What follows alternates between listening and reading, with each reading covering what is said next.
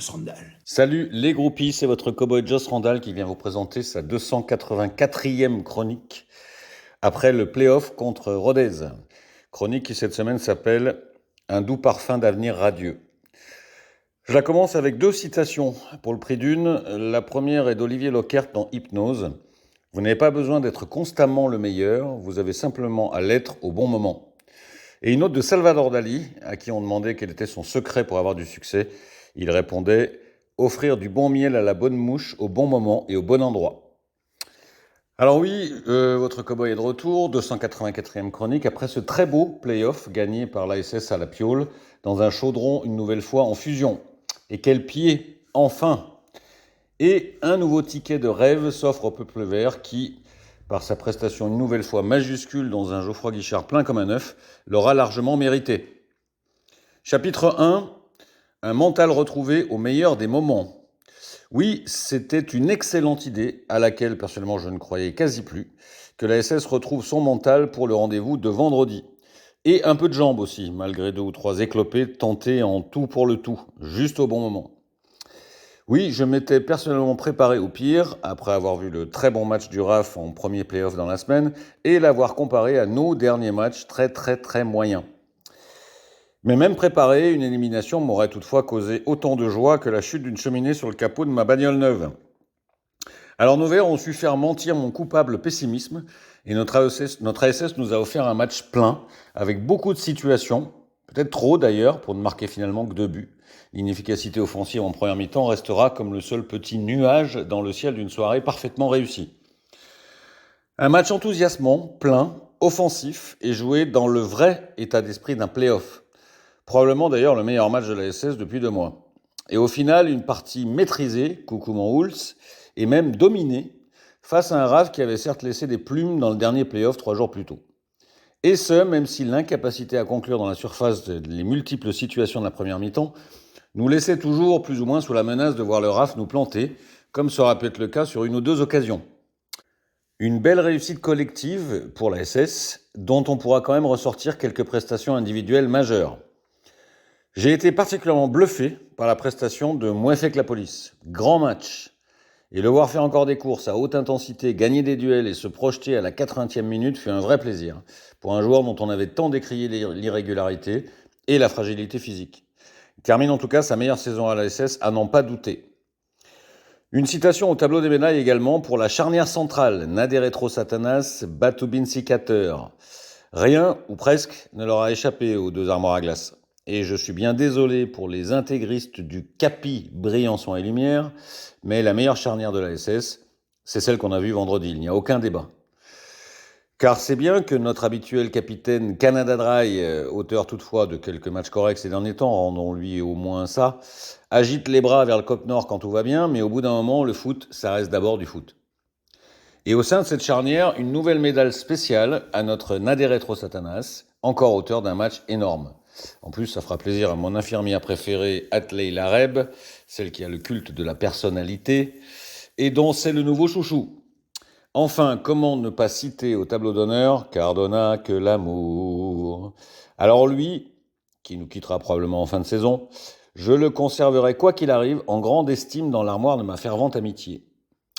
Encore une fois décisif, alors qu'en toute honnêteté, il n'était pas réellement prêt après sa semaine tronquée, et qu'on ne l'avait pas trop vu jusqu'à cette 64e minute qui a littéralement fait exploser le stade. Et d'ailleurs, juste avant, on se disait entre nous, en tribune, qu'il était probablement l'heure du coaching pour Odeo et qu'il fallait qu'il le sorte. Eh bien, tel l'homme qui valait 3 milliards, alors non, je ne parle pas de Larry Tannenbaum, je parle de Lee Majors, alias Steve Austin, avec son oreille bionique, il a dû nous entendre et, histoire de nous faire taire, a mis ce but libérateur. Juste histoire de nous rappeler que lui, il n'abandonne jamais. Bravo et merci monsieur. Chapitre 2. And the show must go on. La SS a fait le job vendredi. Maintenant, étape suivante. Alors attention, comme dit mon copain Guillaume 42 530, exilé fiscal en Suisse, attention à ne pas prendre l'Helvétie pour des gens ternes. Là, ce n'est plus tout à fait la même mayonnaise. Ne pas confondre chaud de pisse et première communion. Ce n'est pas le même cierge qui coule. Une chose est de battre le 4e de Ligue 2, probablement en surperformance avec son budget de 8 millions d'euros, à la Piole sur un match. La SS l'a fait, mais dans l'absolu, ça peut être considéré comme logique d'un point de vue sportif. Une autre en est de battre le 16e de Ligue 2 sur 2 matchs avec le retour chez eux. Mais bon, comme j'étais pessimiste avant de jouer Rodez, alors je vais peut-être vous en emboucher un coin, comme on disait un fabricant de confiture, mais aujourd'hui je me dis que finalement, pourquoi pas. Et puis surtout, l'ASS a fait le taf minimal attendu d'elle dans ses playoffs, c'est-à-dire de faire valoir sa position de 3e meilleure équipe de Ligue 2, sans quoi ça aurait été honte. Mais là, désormais, je dirais qu'on n'a plus rien à perdre, puisque nous sommes plus favoris. C'est même peut-être plus confortable pour aborder l'événement. Bien sûr, il va y avoir une vraie question en ce qui concerne l'aspect physique, athlétique, notamment au milieu, qui reste un des points forts de cette équipe de Metz et un des points faibles de la SS. Et puis, il y a le cas de cette petite fumerolle d'origine lyonnaise, Miko Mitadze, qui ne rate généralement pas une occasion de nous la mettre. Et surtout, comme évoqué au chapitre 1, il faudra être beaucoup plus clinique et efficace offensivement. Car mon petit doigt me dit qu'on aura beaucoup moins d'occasions de scorer que vendredi soir. Je me rappelle notre Joss Randall-Olio qui, sur un ton qui lui aurait valu un Ave César, soulignait déjà récemment le problème en parlant du côté pas assez tueur de la SS en cette fin de saison.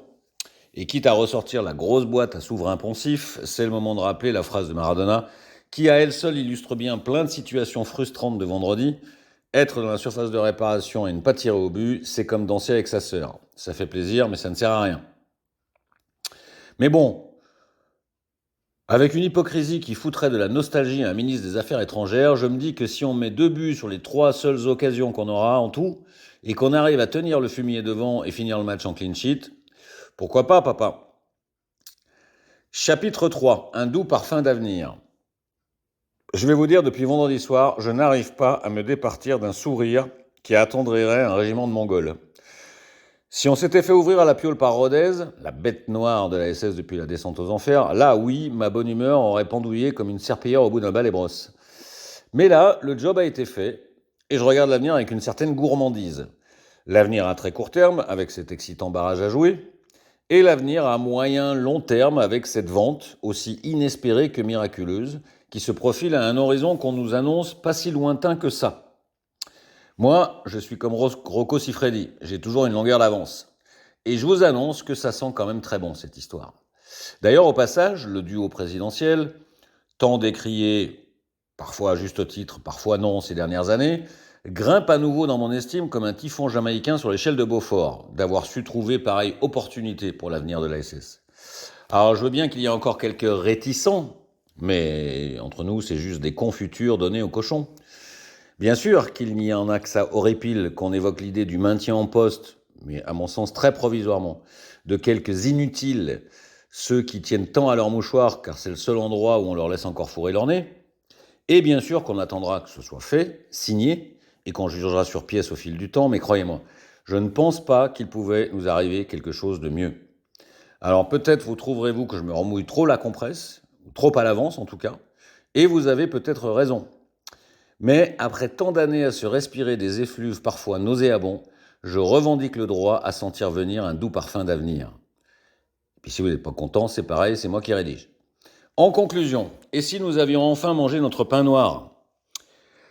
À chaque jour suffisant sa peine, l'ASS qui gagne son play-off, les fumiers masculins qui se font dérouiller en finale de Coupe de France, les fumières féminines qui se font rouster en finale de Ligue des Champions, vous savez comment j'appelle ça? Eh bien, j'appelle ça un week-end parfaitement réussi, et puis c'est tout. Et comme précisé ci-dessus, l'avenir s'annonce bien du côté de l'Etra. Mais si en plus, notre SS avait la bonne idée de commencer l'aventure du nouveau proprio en Ligue 1, eh bien, on prendra. Car, n'oubliez pas, abondance de biens ne nuit pas, sauf quand les sans-culottes assiègent ton castel. À bientôt les groupies.